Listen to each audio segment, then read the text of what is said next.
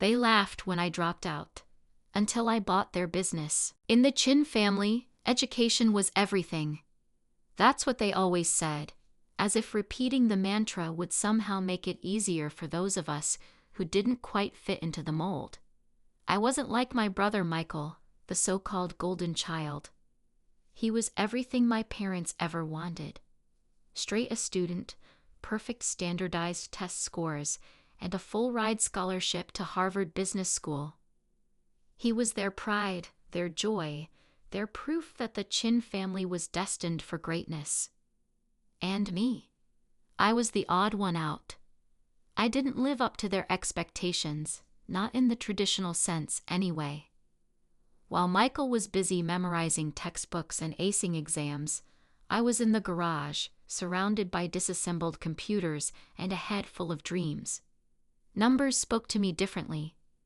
Where Michael saw equations and formulas as a means to an end, I saw endless possibilities for innovation. My fascination with technology started young.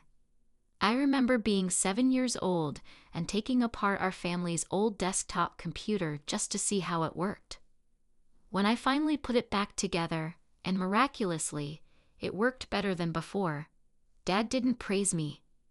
He didn't even acknowledge what I had done. Instead, he told me, "Rachel, stop wasting your time. Go study." Mom was no different. She believed that success came in only one form: degrees, credentials, and high-paying corporate jobs. To her, Michael was the epitome of success, while I was just tinkering. "Tinkering won't get you anywhere in life," she would say, shaking her head as she watched me solder wires together. "Look at your brother, already preparing for his MBA. And you? You're wasting your potential."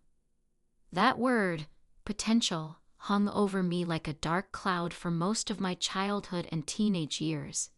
They believed I had potential, sure, but only if I followed their carefully laid out blueprint for success. I tried, for a while. I really did.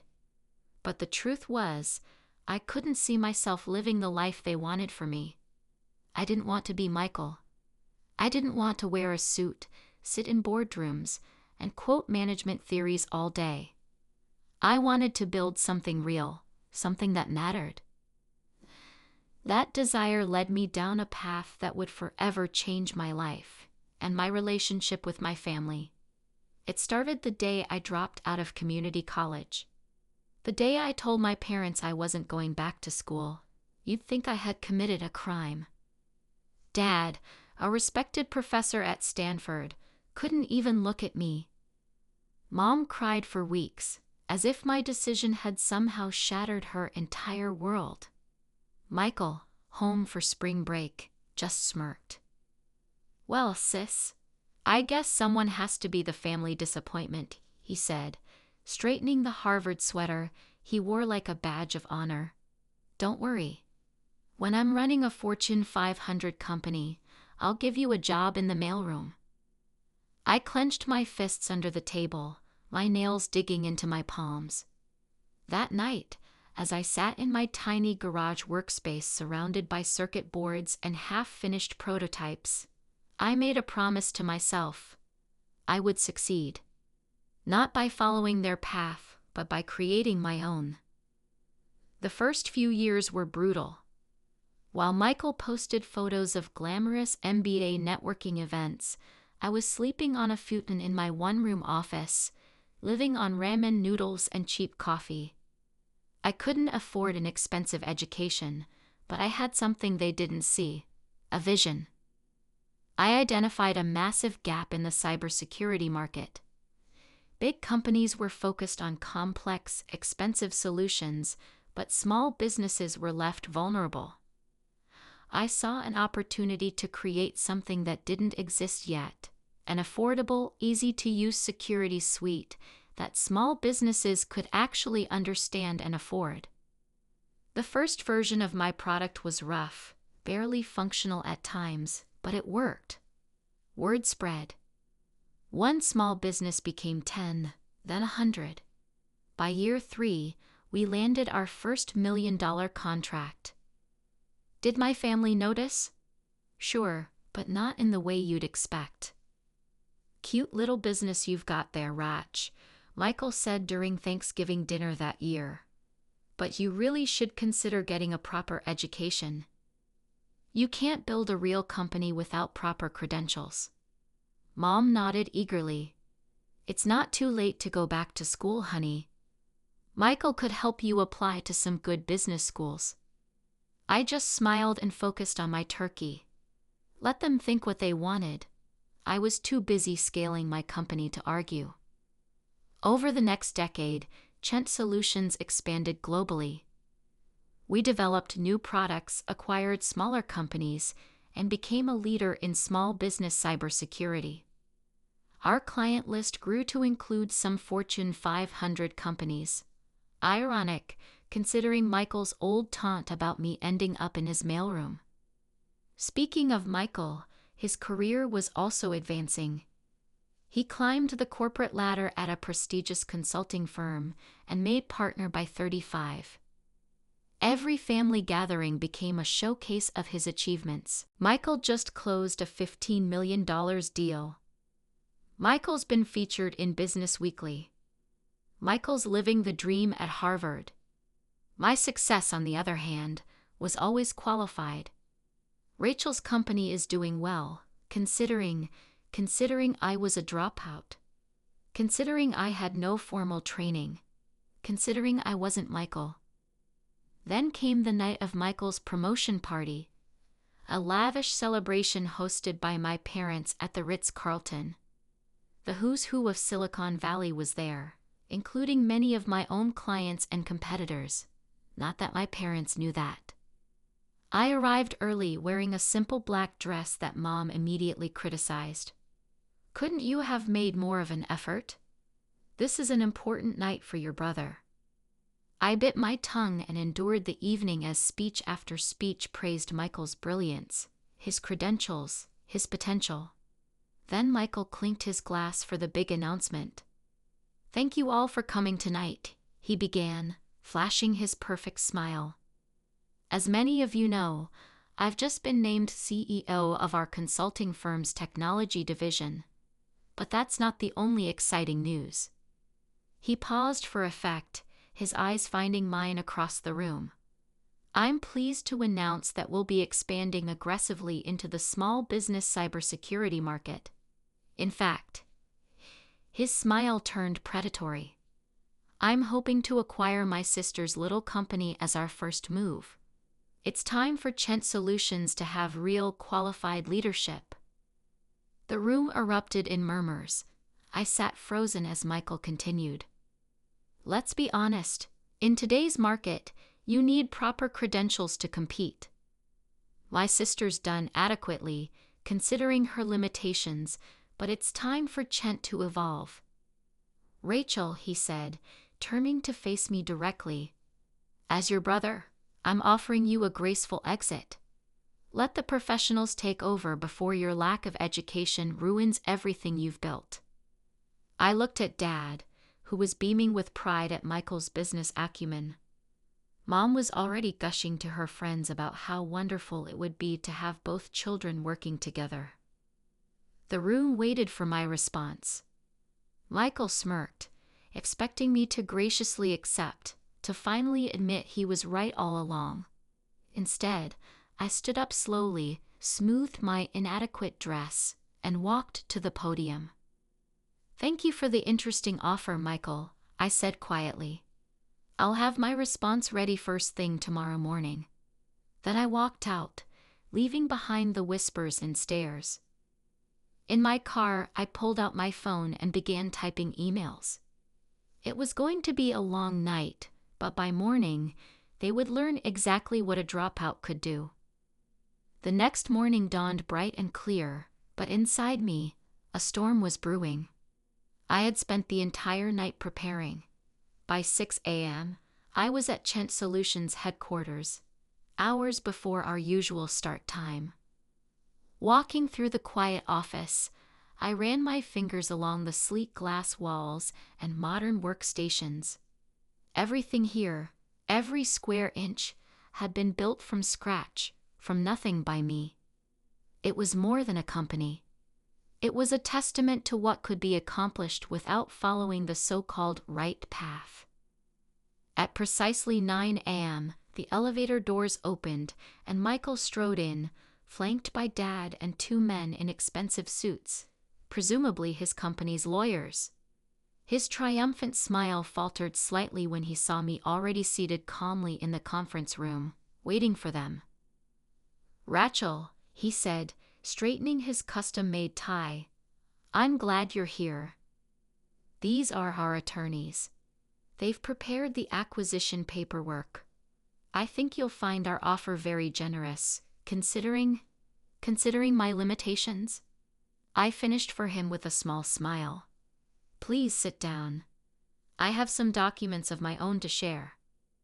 They settled into the leather chairs, Michael already reaching for what he assumed were resignation papers. Instead, I opened my laptop and connected it to the room's main screen. "Before we discuss your offer, there are a few things you should know about my little company," I said, pulling up the first document. "This is Chent Solutions' current valuation, $100 million, as verified by 3 independent firms last month." Michael's smirk wavered. "That's impossible. Our research showed." "Your research," I interrupted, "was based on public records that are intentionally incomplete. You see, while you were collecting degrees, I was collecting patents. Chent Solutions holds over 200 proprietary security algorithms. The visible part of the company you tried to acquire? That's just the tip of the iceberg." I clicked to the next slide, displaying a list of our major clients. "Notice anything interesting?" Dad leaned forward, adjusting his glasses. His face paled as he read the names. Among them was Michael's own consulting firm. "That's right," I continued. "Your entire company's cybersecurity infrastructure runs on our systems. Has for years. In fact," I pulled up another document. "That $50 million deal you're so proud of, Michael. The client chose your firm specifically because you promised them Chent Security Suite." Michael's face turned an interesting shade of gray. But that's impossible. I would have known." "Would you?" I asked softly. "Did you ever actually look into who developed the security systems you've been selling? Or did you just assume, like always, that anything I touched couldn't possibly be important?" The lawyers were frantically flipping through their papers, realizing their due diligence had missed something massive. But I wasn't done yet. "And here's the most interesting part," I said, displaying the final document. "Remember that graceful exit you offered me? Well, I have a counterproposal." I slid folders across the table to each of them. "Chent Solutions just acquired your consulting firm's entire technology division. The board approved it last night, unanimously. They were particularly impressed by our new quantum encryption technology, something your research also missed."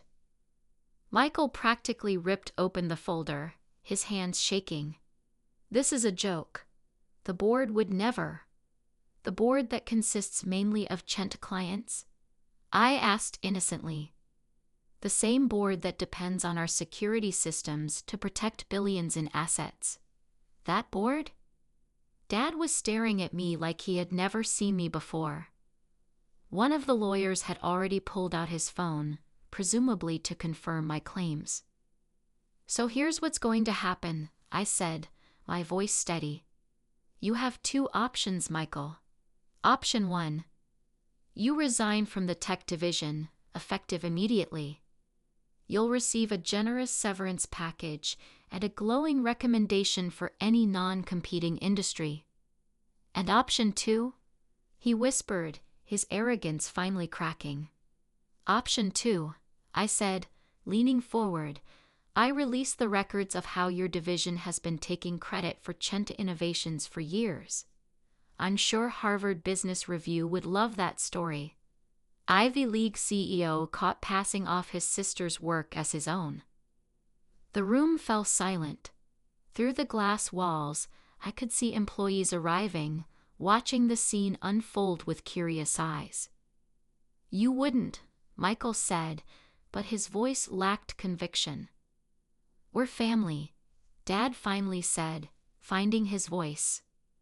"Rachel, surely we can discuss this. Your brother didn't mean."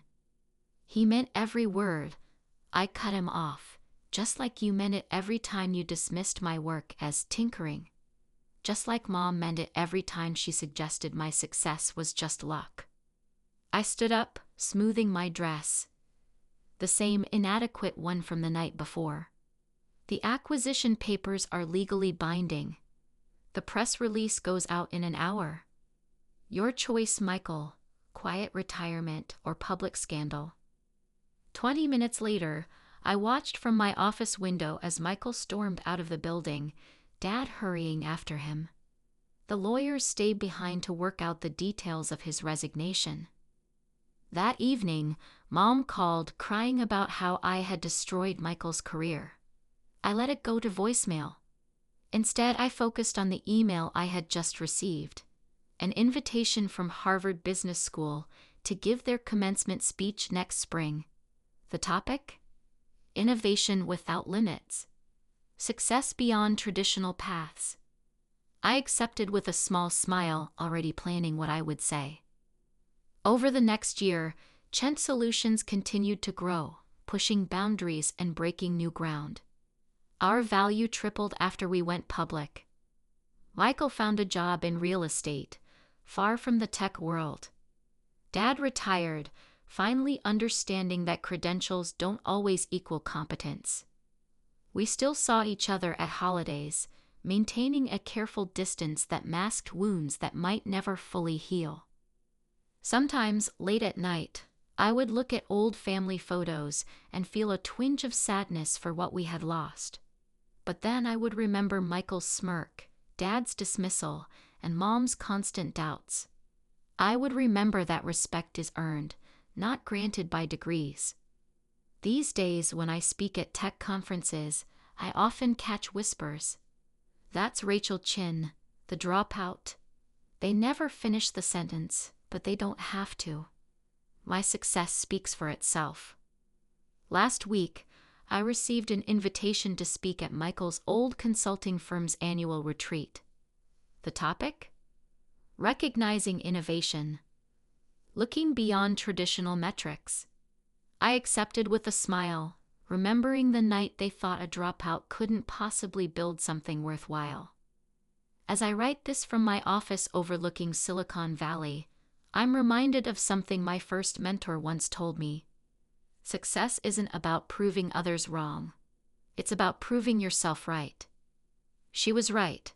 But sometimes, just sometimes, doing both feels pretty good.